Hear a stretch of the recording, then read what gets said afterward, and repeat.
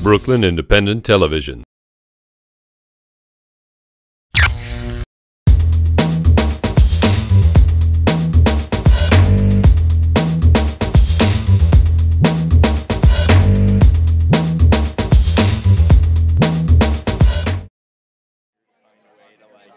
Brooklyn is the literary epicenter of New York, if not America, and this is where many of the authors already live, and magazine editors and illustrators, you name it.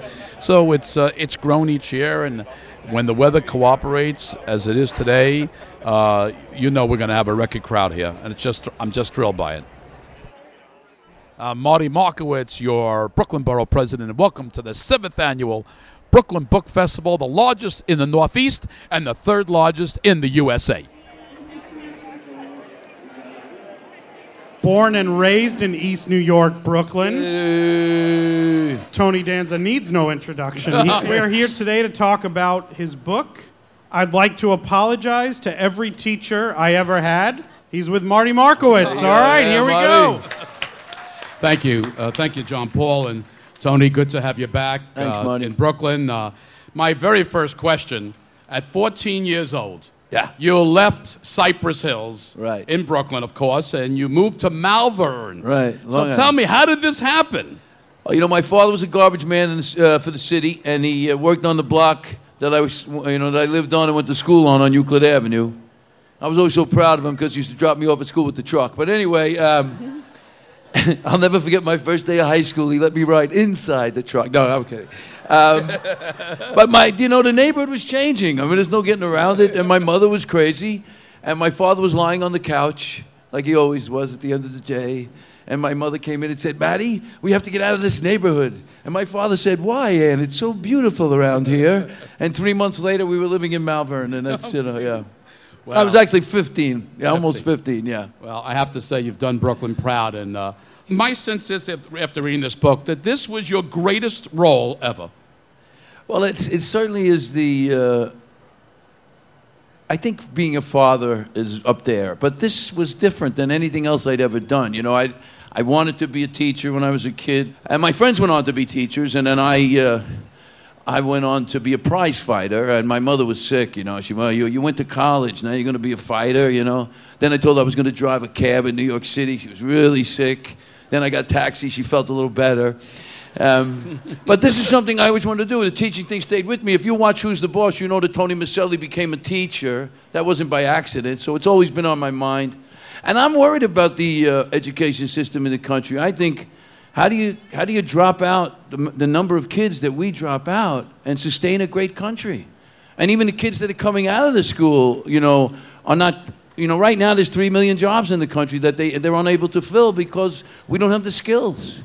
You know, every day you hear about them, you know, making this big thing about, you know, we gotta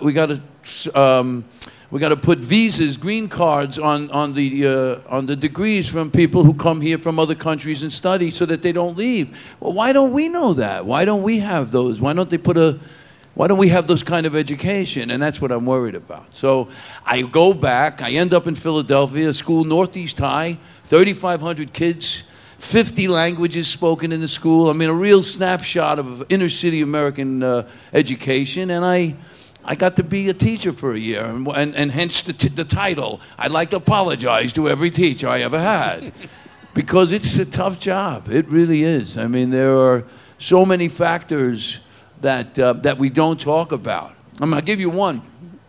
The emotional grind of being a teacher is unbelievable. Forget about the work for a second. Forget about the fact that each teacher is responsible for 150 students. Now, wait a minute. Let me change that. I love when I do this. How about if I say 150 teenagers? Did it make it worse? I mean, you know, I got a teenager. Please, 150 of them running around? Okay, so you got that. But forget about that for a second. What's happened is that the teachers and the children have been, the kids have been conditioned that it's all the teacher's job. They don't have any other responsibility but then showing up. The teachers are told over and over again, you got to engage the kids. Engage the kids. What are you going to do to engage the kids? How are you going to engage the kids? The kids know that. They walk in and say, engage me. So now what you do is you reach out. Because you're a teacher and you care, you reach out and you show them you care. And in a lot of ways, showing them you care is a prerequisite for them to work. I've heard kids say, the teacher doesn't like me, I'm not working for him. I mean it. So now you reach out. So what happens? Teacher, early on, when I was here in New York, originally I tried to do it here in New York. They were a little lukewarm to the idea of putting me in the school. Rightly so. But anyway, you reach out, and now, I don't know if I got my point. You reach out, and that's good. They know you care about them, right? They work for you. But then they feel like they should open up to you. And you start to hear stories. And, a teacher early on when I was here in New York, that's the point I was going to make. She told me, nowadays you have to be so many things to the kids. You got to be a mother, a teacher, but a mother, a father, a sister, a brother, a social worker, a counselor, a therapist. So you play all these roles. And it's unbelievably grueling. Because you'd hear stories, and I would have adoption fantasies, and you'd hear stories that just, you can't imagine how would you have done if you had that kind of background and you were, and you were young and all the other stuff that goes into it. The culture at large, it just constantly besieges the kids with the wrong messages. Tells them that education isn't that important. I tell the kids good work, hard work, and good behavior will pay off. And they go watch, some of the shows on TV, and they go, no, there's shows where you don't have to work that hard.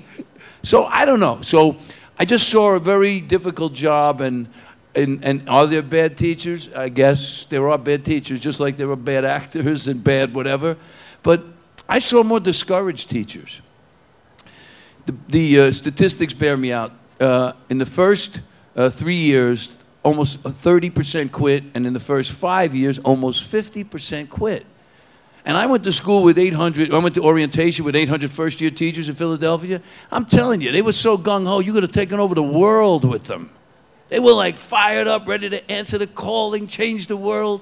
3 years later, 30% of them are going sayonara, It's that kind of a grueling job. And so that's how the title came about, and I was glad I did it.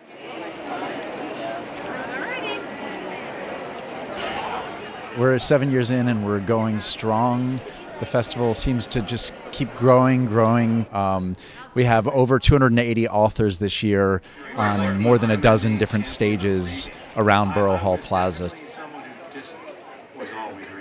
One of the things that we've done in the past few years is to add bookend events, which are these affiliated events around Brooklyn and around the city in the days leading up to the festival. And this year, we've been really bursting at our seams. In fact, we had about 50 bookend events starting the Monday before the festival through today. So we're absolutely thrilled. And so we're finding ways. Every year, there's new additions to the festival. And we'll certainly be putting our creative thinking caps on as of tomorrow morning and starting to plan for 2013, because clearly what we're doing has a wonderful audience.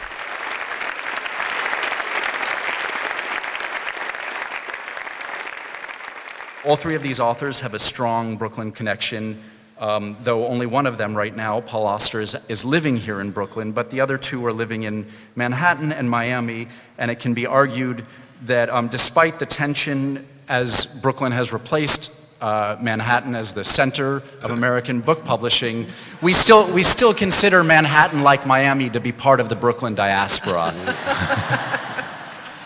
So please join me in welcoming these three fine authors. Thank you.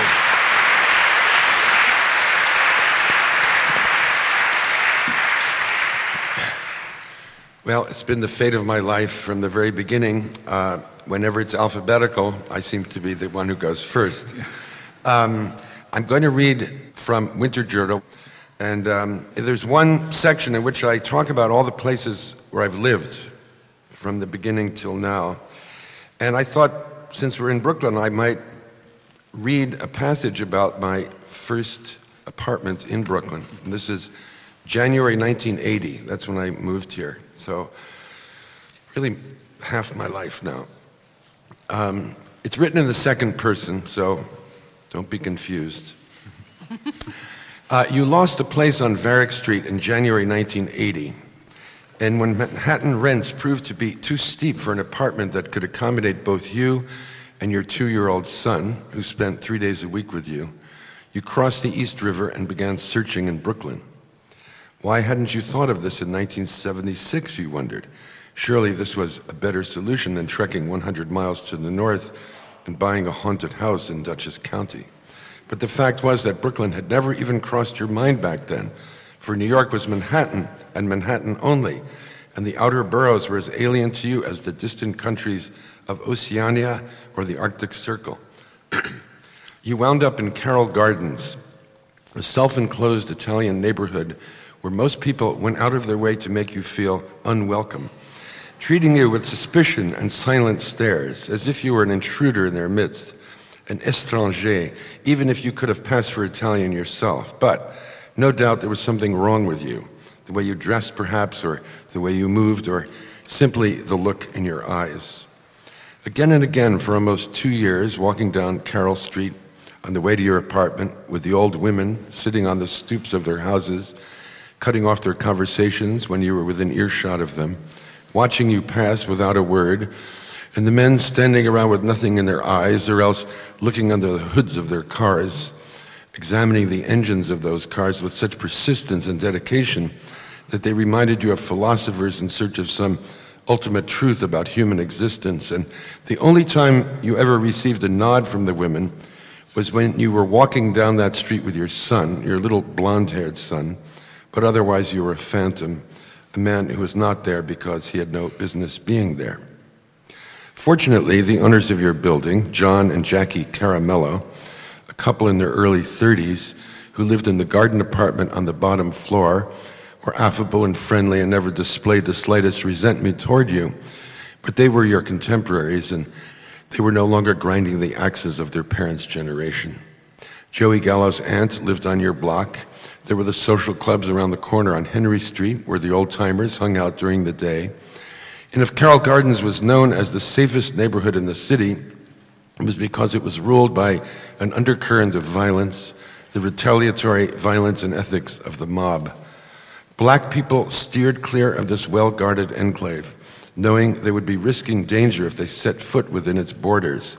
An unwritten law you might not have understood if you hadn't seen it executed with your own eyes. Walking down Court Street one day in the brightness of an autumn afternoon, when a rangy black kid carrying a boombox on the other side of the street was jumped by 3 or 4 white teenagers who pummeled him, bloodied him, and smashed his radio against the sidewalk. And before you could intervene, the black kid was staggering away, stumbling forward, and then starting to run as the white kid shouted "nigger" at him and warned him never to come back. Another time, you did have a chance to intervene. A Sunday afternoon in late spring, walking down Carroll Street toward the subway station on Smith, when you stopped for a couple of minutes to watch a roller skate hockey game being played on the asphalt surface of Carroll Park, and saw, hanging on the chain link fence that surrounded the park, a large red, white, and black Nazi banner. You went into the park, found the 16-year-old boy who had put it up, the equipment manager of one of the teams, and told him to take it down. Perplexed, not at all understanding why you would ask him to do such a thing, he listened to you explain what the banner represented, and when he heard you talk about the evils of Hitler and the slaughter of innocent millions, he looked genuinely embarrassed. "I didn't know," he said. "I just thought it looked cool." Rather than ask him where he had been all his life, you waited until he had removed the banner and then continued walking to the subway.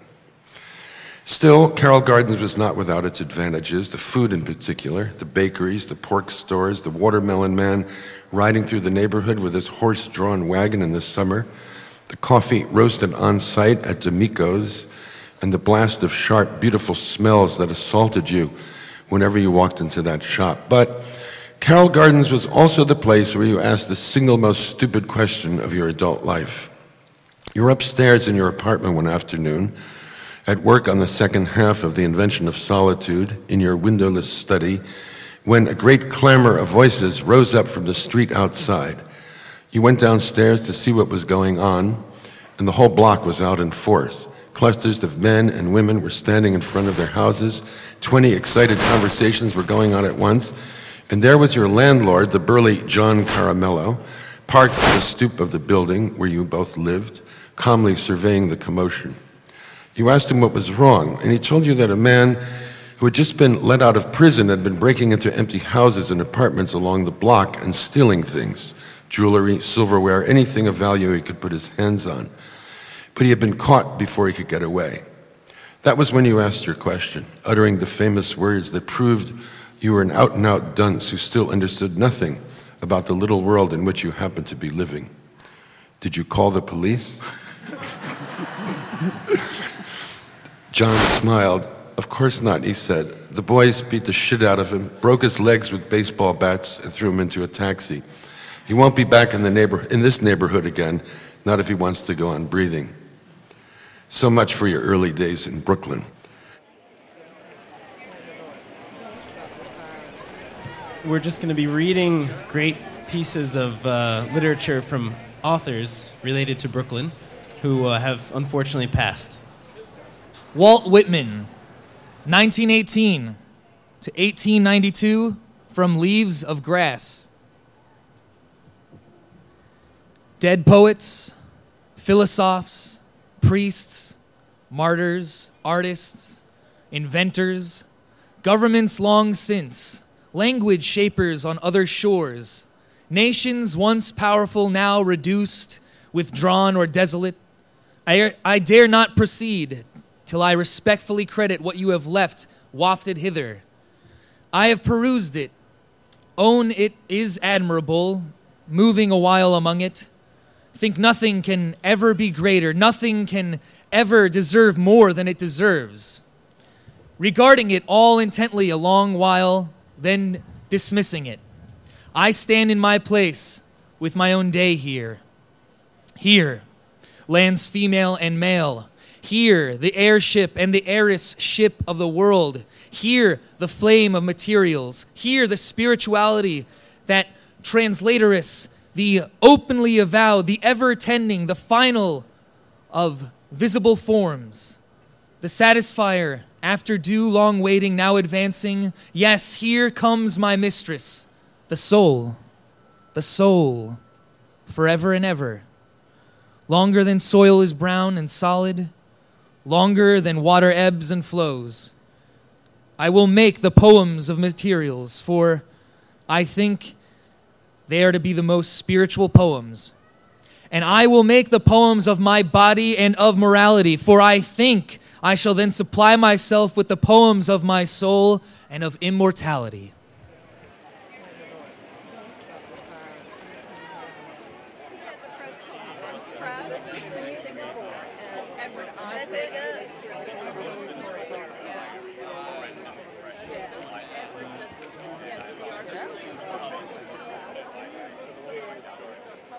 Woody Guthrie was born on July 14th, 1912 in Okemah, Oklahoma, and this is his centennial year. We have two wonderful authors here with us. To my right is Nora Guthrie. She is the director of the Guthrie Archives. Additionally, she is the author of My Name is New York, Rambling Around Woody Guthrie's Town.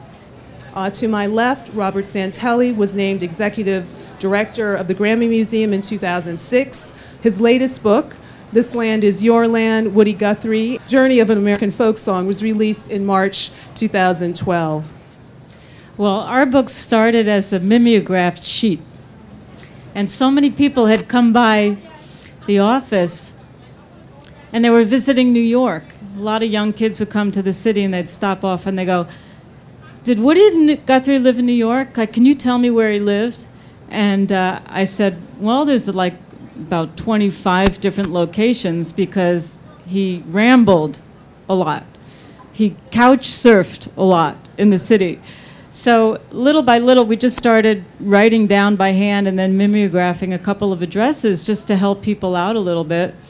And then we kind of got carried away with it as we were investigating some of the different locations. The story itself got more and more interesting. And the other thing that motivated me is I was born and raised in New York, and everyone wonders why I don't have an Oklahoma accent if my dad is Woody Guthrie. And I realized that nobody knew that Woody moved here in 1940. And New York City was his home for 27 years, and that's why I have a Brooklyn accent, because I was born in Coney Island. But Woody was the only person who could say Happy Hanukkah with an Oklahoma drawl, because we lived in Coney Island. And I've tried forever to imitate it, and I just can't get it out of my mouth. So those were, one, the personal side was I felt like there was a whole side of Woody's story that was probably the most important part of his story, which was his life in New York. And even in terms of music history, that is a very, very important story, and it wasn't being told. So that's how I got into this. I had always been a huge admirer of Woody Guthrie, not just his music, not just his politics, although I certainly admire both, but also his lifestyle. I love the independent spirit. I loved what he represented, you know, freedom of the individual, going back and forth across the country, picking up and just wherever it leads me, that's where I'll go. And particularly with the song "This Land Is Your Land," like many baby boomers, I didn't grow up in Brooklyn. I'm from Jersey City, and when I was in grade school, my 5th grade teacher came and taught us this song, "This Land Is Your Land." Didn't tell us anything about Woody Guthrie, but she said, this is a great sing-along song, a great patriotic song. And I learned it, and then years later I realized, thanks to Bob Dylan, when he wrote a song called "Song to Woody," you may know that from his very first album, I said, oh, who is this guy Woody Guthrie? Like a lot of people in my generation, I was a big Bob Dylan fan as well. And I found out who he was, and then I realized he's the guy who wrote "This Land Is Your Land." Amazing. So that was the first song, and I've been in love with that song and been intrigued by what that song has meant, how people have interpreted it and reinterpreted it, invented it and reinvented it, and it's just an amazing song. It's probably the most invented and reinvented song in American music history. So the thought of writing about the song and writing about Woody's journey as it pertained to the song was something that I just felt, wow, what was that all about?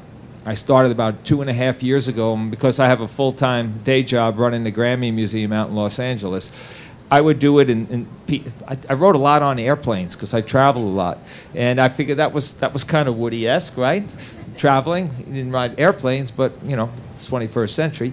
So I just had a ball writing it and learned so much. And thanks to Nora and her team at the Woody Guthrie Archives, of course, anybody interested in writing about Woody Guthrie or learning about Woody Guthrie, landing up at the archives, this treasure trove of incredible information about Woody was just such an easy way to write this book, and that's how it actually came to be.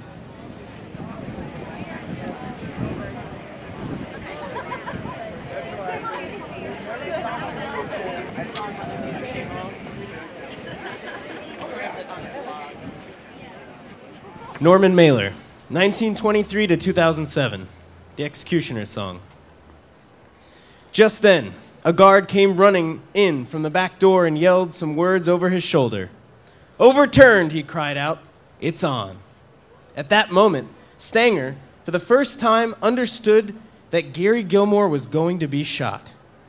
It went through him like he had been kicked in the chest. Then he felt chilled. It was an appalling sensation. The strangeness of the reaction went all through him. For the first time in his life, Ron could feel the ends of his nerves. His heart could have been caked in ice. He looked over at Schiller, taking notes on the back of some paper, and thought, I'm sure glad he's recording all this because I can't even move. I don't know if I can walk.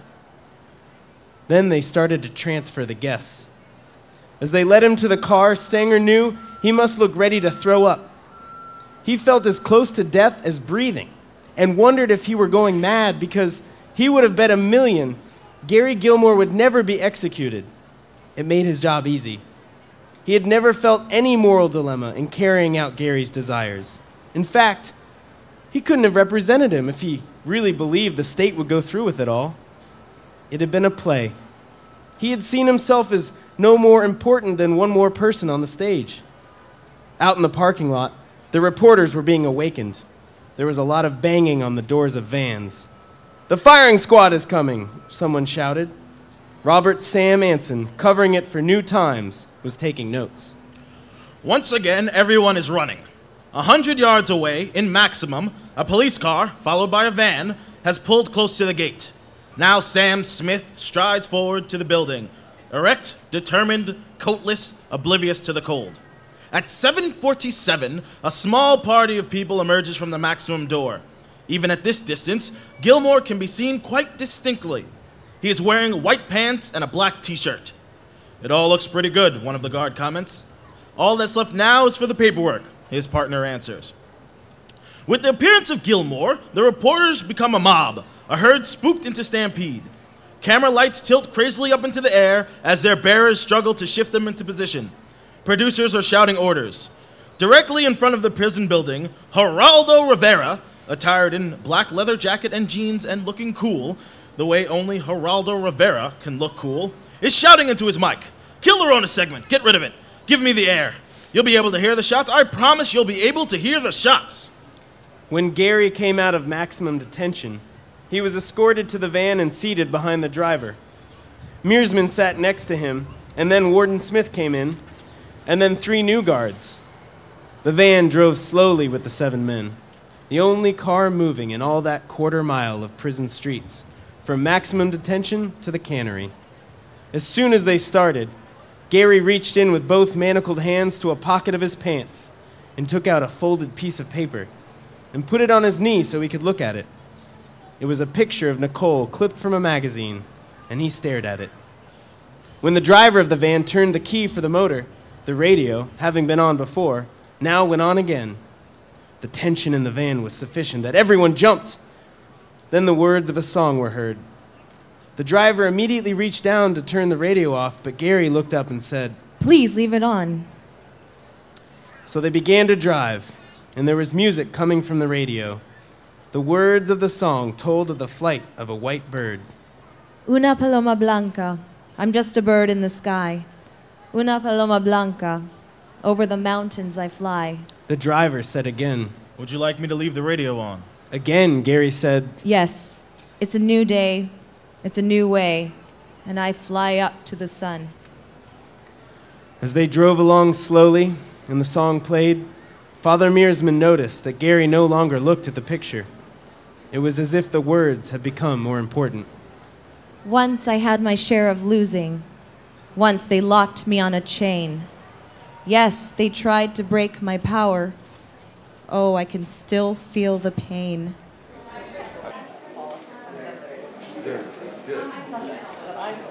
Good afternoon. It's nice to see so many of you. This is actually a good transition from the dead.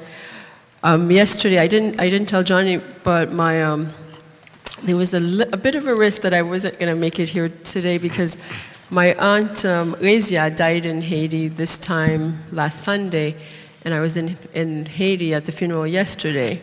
So I was just hoping all the planes and everything would work out. So there's this chapter in Create Dangerously, which is about her. It's called The Other Side of the Water.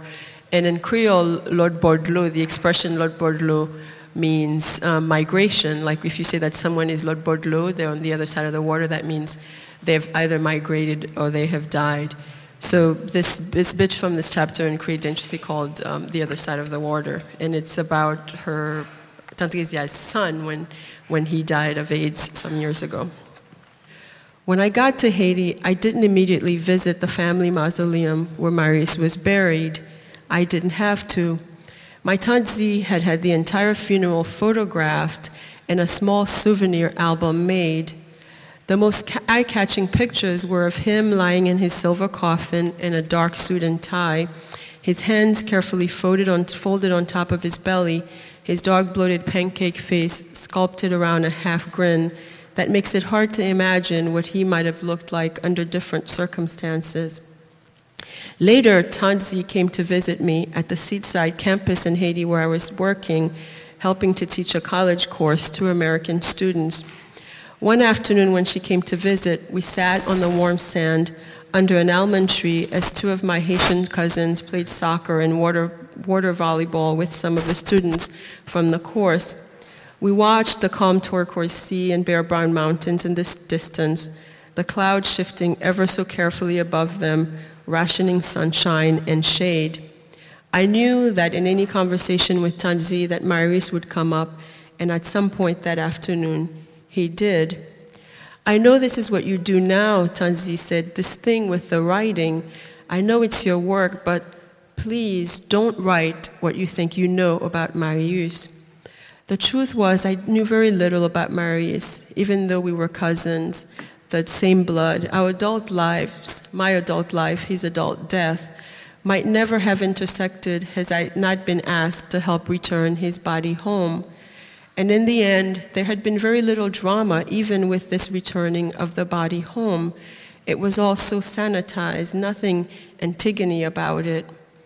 This type of thing happened all the time, Mr. Freeman had said to me.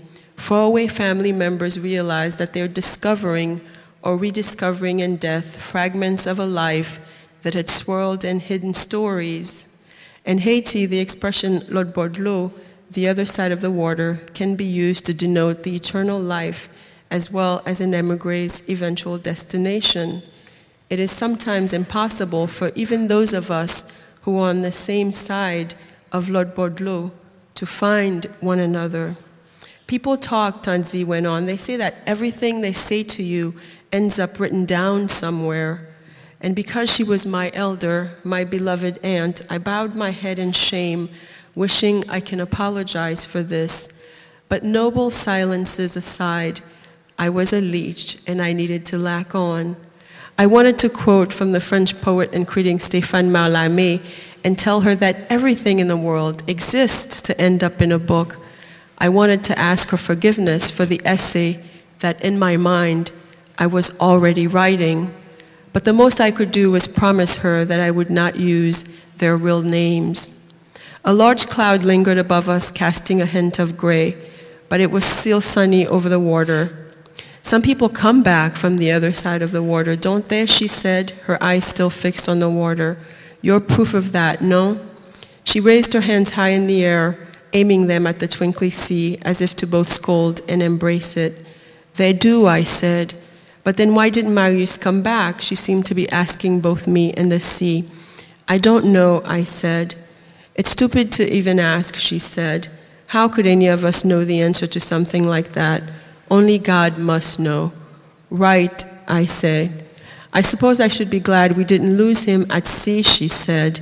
And with her eyes still on the water, she got up and peeled off her milky white clothes, wearing only her bra and dark panties. She walked towards the ocean for an afternoon swim.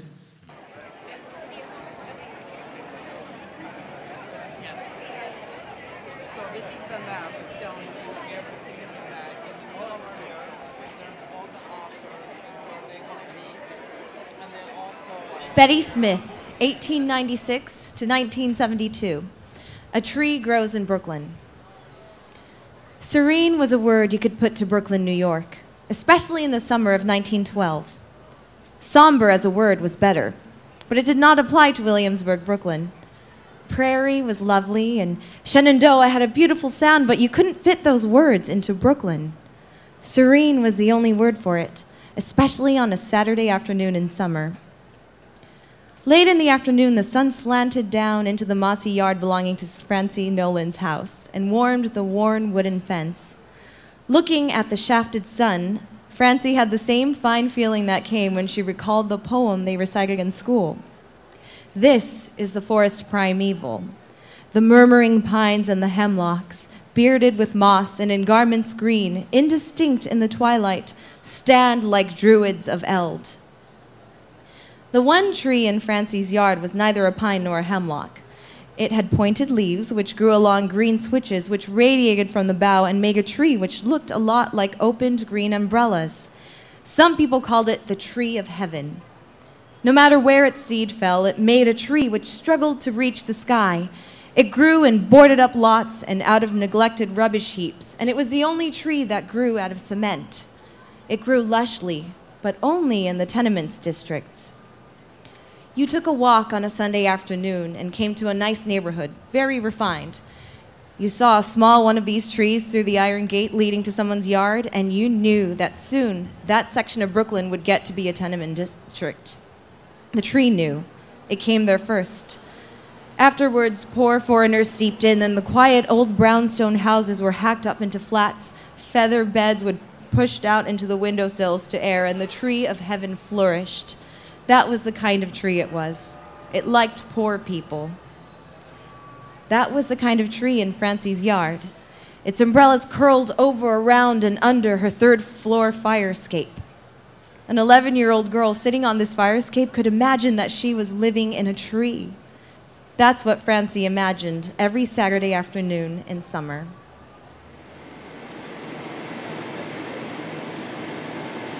I'm Ben Greenman. I'm an author and an editor at the New Yorker magazine, and I'm your moderator for today's topic, which is secrets in literature. Secrets are a necessary part of any human relationship, or do you think there's an alternative? Well, yeah, I do think there's an alternative, but I don't know how interesting that would be to write about. I mean, the alternative is communication, you know, some like open communication. Of course, I have that in my marriage, but everybody doesn't have that, and you know, and family is one of the places where it seems like it's the most difficult to communicate, and so it's, you know, that, I mean, that's at the root of these. I think, except for the wife that's having this affair or that had this affair, that I don't think these people even realize that they're keeping these secrets. I think they just feel so, like, each has their own, everyone in the family has got like their own, in this family book has a problem that they're dealing with very much on their own. And I think they each have their own reasons for not feeling that they can talk to anyone else about that. It's a very problematic thing about how many secrets should there be and whether or not there should be secrets. And if, for instance, is WikiLeaks a good thing or a bad thing? Those are fraught questions and not easily answered. Whereas in my own life, I attempt to be as without important secrets to the world, in fact, as I can be. And I guess that basic protocol can be applied to governments as well. That be as straightforward and transparent as you can be, but nobody, no person or government can be entirely so. When you bring up a government, and your book is, you know, very much about American life and contemporary American life over the past couple of decades, I wanted to turn to John and ask John, the secrets that are kept in your book, held and disclosed or held and discovered, are there cultures, let's take Japan for an example, which is one you know, where it would spin totally differently? Yeah, it's an interesting question. I mean, in Japan, obviously, it's by comparison to our society or most Western societies, it would appear to be a very repressed or suppressed cultural round. I mean, the novel that Ben refers to, The Commoner, is based loosely on the lives of the current Empress and Crown Princess of Japan. It's written in the first person from a fictional Japanese empress who was born in regular society and marries into it, much like the current empress. And it's set over 70 years. And so the very nature of a person like this telling her story to you, or the reader, or whomever, for her own reasons, is itself evidence of this secret, which is that she crossed over the moat at 24 and basically realized soon thereafter that the only thing she was ever going to have was what she brought with her. And how do you survive in that environment for the rest of your life as you are being scripted and pushed around? Maurice Sendak, 1928 to 2012. Where the wild things are. That very night, in Max's room, a forest grew. And grew. And grew until his ceiling hung with vines, and the walls became the world all around. And an ocean tumbled by with a private boat for Max, and he sailed off through the night and day, and in and out of weeks, and almost over a year, to where the wild things are. And when he came to the place where the wild things are, They roar their terrible roars and gnash their terrible teeth and roll their terrible eyes and show their terrible claws. Till Max said, "Be still!" And he tamed them with the magic trick of staring into their yellow eyes without blinking once. And they were frightened. And they called him the most wild thing of all. And made him king of all the wild things. And now, cried Max, let the wild rumpus start. Now stop, Max said, and sent the wild things off to bed without their supper. And Max, the king of all wild things, was lonely and wanted to be where someone loved him best of all. Then all around, from far away across the world, he smelled good things to eat. So he gave up being king of where the wild things are. But the wild things cried, "Oh, please don't go. We'll eat you up. We love you so." And Max said, "No." The wild things roar their terrible roars and gnash their terrible teeth and roll their terrible eyes and show their terrible claws. But Max stepped into his private boat and sailed back over a year and in and out of weeks and through a day and into the night of his very own room where he found his supper waiting for him.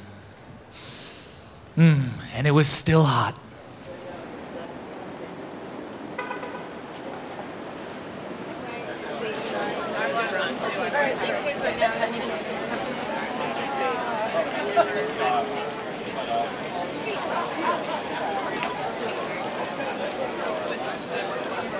One of the things that I'm always excited about is that every year we present an award to a author who has a strong connection to Brooklyn, and the award isn't for a specific work, it's for a body of work. And this year we presented it to Pete Hamill. "Who is it?" the hoarse voice said from the other side of the door on the top floor. "Your nephew, Uncle Roy," he said, "Tyrone Davis." "Go away," the old man said. "I got to talk to you, Uncle Roy, about my mother. I don't want to talk about her or about nothing else, boy." Davis tried the doorknob, locked. He made a fist and thumped on the door. "Come on, Uncle Roy." "Get lost," he heard from the other side of the door. "She's dead, Uncle Roy. My mother's dead." And he paused. "We buried her last week." Davis waited while Christmas music drifted up from the floors below. There was movement in the apartment, and then the door opened. God, Davis thought, he's old. The picture that Davis had grown up with, the picture leaning on the mantelpiece at home, was of a handsome young man in paratrooper jump boots, smiling, confident, bursting with life. This was a wasted, legless, gray-haired man in a wheelchair, staring at him with angry eyes. "What happened?" the old man said quietly. Davis closed the door behind him, glancing around the small, spare, two-room apartment with its TV set, bed, and stacked books, and tried to explain to Uncle Roy what had happened to his sister. He told him about the first heart attack and how full of hope they'd been when she seemed all right for a year, and then how, when she was Christmas shopping the week before on Fulton Street, she'd pitched forward on her face and was gone. "Damn," the old man said softly. "I'm sorry to hear that. But I wanted you to know something, Uncle Roy," the younger man said. She wanted to make it up with you. She wanted to be friends. She wanted you over for a visit this Christmas, and so did my wife, all of us, and all the kids. She wanted that. That never would have happened, the old man said, bitterness suddenly in his tone. Maybe not, Uncle Roy, but that's what she wanted. She was sorry for what happened, Uncle Roy, every day of her life. You must know that. She ruined my damn life, he said. Her and that damn drunk boyfriend of hers. She didn't run you over, Davis shouted. He did. She brung him around, Roy said. I told her he was too damn good. He was no damn good, and she wouldn't hear it. He came around drunk, looking for trouble, and the old man turned his head, his eyes welling with old angers, and wheeled himself into the second room where the bed was neatly made. He looked out at the gray rain. It was a long time ago, Uncle Ray. The old man's voice was hoarse and distant. It was yesterday, boy. Davis sighed. Well, we still want you to come over to Christmas dinner, Uncle Roy. 2 days from now, my house. Shoot, just go away, boy. Davis walked to the door. Suit yourself, he said, angry now. I'll see you sometime, Uncle Roy. Then Uncle Roy said, it's cold out there? 30 degrees, the young man said. They say the rain might turn to snow. Hell, it don't snow anymore the way it used to, you know. Used to be 10, 12 feet out there. We'd build forts and tunnels tall as a house. It'd snow for days when I was a boy. Prospect Park looked like Russia. What happened, the young man said. Some folks say it was that Panamanian Canal. You know, it changed the Gulf Stream and whatnot, and the weather with it. All the way up here, 50 years after the canal opened. Lots of folks blame the atom bomb, too. Who knows? You want some coffee? And so it began. The old man talked about the great stickball games after the war and the gang fights between the bishops and Robbins and the music, always the music, the great times he had at jump school in the Army and coming home and seeing Max Roach, who was from right there on Gates Avenue playing at Birdland and feeling so proud, seeing a tough, smart black man playing better than anyone in the world. He talked about women and came finally to the woman, the beautiful one, the one he thought was so sweet, the one who left him after the accident. He talked about a lot of things. What do you want for Christmas, Uncle Roy? What do I want for Christmas, he said, and laughed. Then he turned away and his face seemed oddly younger. Get me Ben Webster for Christmas, or Dinah Washington, or Willie Mays, yeah. Let me watch Jackie take a lead off third with the Duke at bat and Campy in the on-deck circle. His face was lost in reverie now. The light in the apartment was grayer. I want to stand at the bar of the Baby Grand and look at the pretty girls come in. I want to go to the Apollo on a Friday night. I want the Cardinals to come to Ebbets Field on September, Musial and Slaughter, all of them, and we win 3 out of 4, and then we go for the goddamn Yankees. I want to go down to Bay 12 and eat dogs at Nathan's and find a pretty girl and swim out to the 3rd barrel and tell her we can keep going all the way to Spain. I want to stay up late with Nat Cole on the jukebox and eat eggs in Monroe's. The old man paused. Or jump out of an airplane again. or run in Prospect Park in the morning, you know, when it's hot and the grass is wet and there's like a fog there. I'd like to see California or Florida. I'd like my woman to come up them stairs and tell me she's sorry and she's staying for the late innings. Know what I mean? I want to walk into the old garden on a Friday night with my friends, all of us laughing and excitement in the air, just standing in the lobby where the statue of Joe Gans was. And we go in and the place is packed and it's Robinson, it's always Ray Robinson. That's what I want for Christmas. Then he simply ran down. The words wouldn't come. He stared off at the rain, his hands gripping the arms of the wheelchair.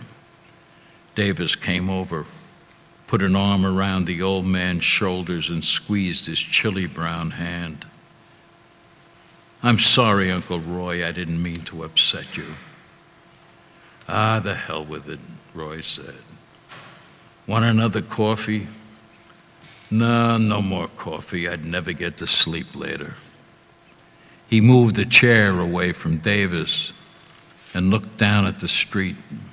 He was quiet for a long moment.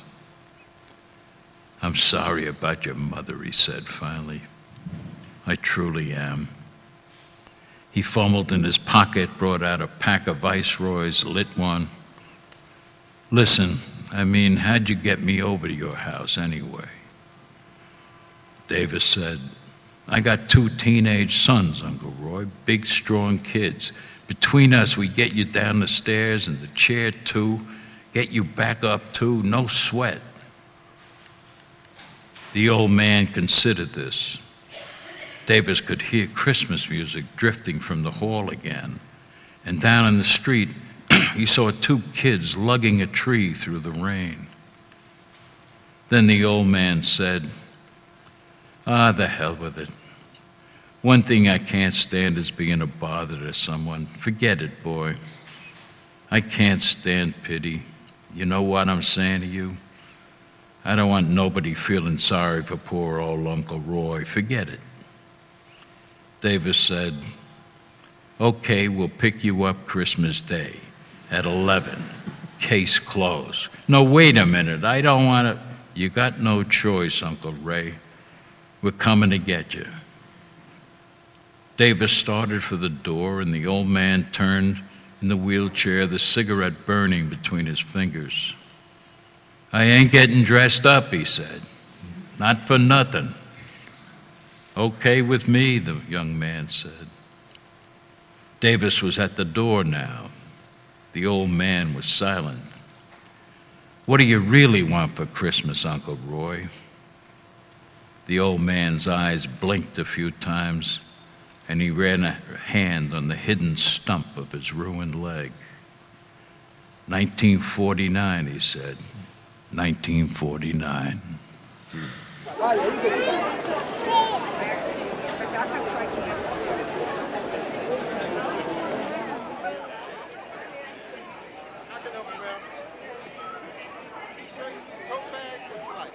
In the book, the kids and the terrible family life that so many of them had, and how you had to, like you mentioned earlier, become their father, their mother, their counselor there. It is heart-wrenching, some of the stories you heard. One of the kids, Al G. Al G. Can I tell one story real fast? All right, so this is in a book. Otherwise, I will. Go ahead. This is in a book. I like this story because what I tried to do with the kids was, and this is it. I'm closing this show out here. What I tried to do with the kids was always try to tie the lesson to their lives, make it relatable to their lives, to the problems that they face every day. And so I was constantly doing that. So one time we had this lesson, and I noticed it was a kind of it's in Mockingbird where Anne Alexandra gets invited to come for the summer to take care of Scout, and Scout sees. She says, "Oh, I'd love to have her." Well, we know Scout doesn't really want her, but she knows she has no choice. So what happened was I got a I got a trip to New York for the kids. I was going to take them to the park, Central Park, Times Square. We're going to see West Side Story, and lastly, we're going to eat at Patsy's Restaurant on 56th and 8th, where Frank Sinatra used to hang out, my friend Sal's place. So I'd taken the kids there. So what happened is the news got around that we were going to New York and going to the restaurant stuff, and we started to grow chaperones, you know.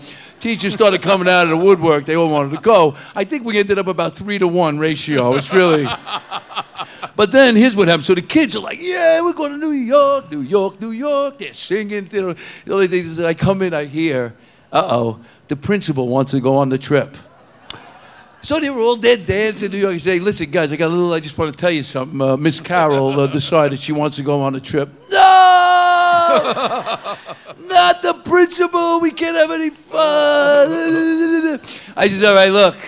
This is a perfect opportunity to teach you a lesson that if you learn it now will stand you in good stead for the rest of your life. It's called making the best of a bad situation. I said, now come on, say it along with me. Making the best of a bad situation. We were chanting it, you know. They started sounding like sheep. Bad situation, you know. I says, because she's going, you know. And we can handle it one of two ways. We can tell her we don't want her. We could hurt her feelings. I hear she's got a hell of a memory. Or we could write a note and say, Miss Carol, we're going to New York, and we wouldn't go without. We wouldn't think about going without you. And then we'll have a friend in the principal's office. Well, it took a while. It took a while to win them over to that logic, but eventually they did. And that lesson came up over and over, all through the year. Well, this is what a teacher lives for. So I'm sitting in my classroom, months later, I'm sitting in my classroom grading papers. Kid walks in, Algie, this kid that drove me nuts, says to me, hey, Mr. Danza, I quoted you today. I said, you quoted me? I said, what'd you say? He said, I told my friend, make the best of a bad situation. Thank you very much, everybody.